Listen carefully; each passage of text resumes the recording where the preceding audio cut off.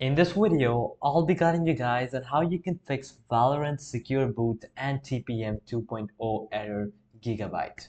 So let's get started. Now, Valorant requires secure boot and TPM 2.0 enabled to run. Now here's how to enable them on a Gigabite motherboard. So now we're going to look at various solutions, and the first one we have is Access BIOS setup. Access BIOS setup. So restart your computer and press the designated key to enter BIOS setup, which is usually F2, delete, or escape.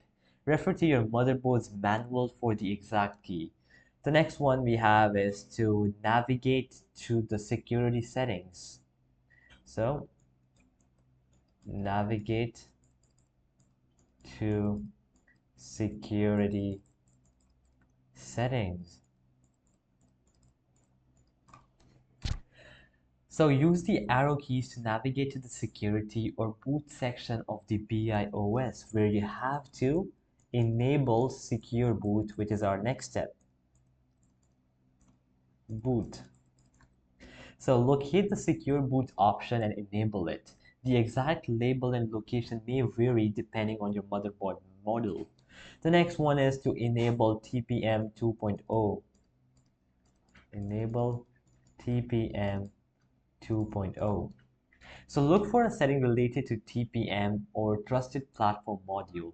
If it's available, enable it. Some motherboards may require you to activate the TPM device in the BIOS and then enable it in the operating system. And lastly, we have save changes and exit. So save the changes and exit. So press the save and exit or exit option to apply the changes and then restart your computer. So alright guys, that'll be it for the video. I hope it helped you out and I'll be seeing you guys next time. Peace out.